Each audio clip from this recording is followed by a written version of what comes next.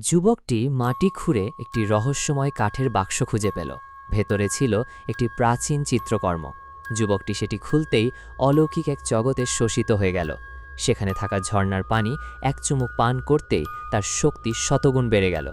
শুধু তাই নয়, তার পঙ্গু দাদু সেই পানি এক চুমুক দিতেই অলৌকিকভাবে উঠে দাঁড়ালেন।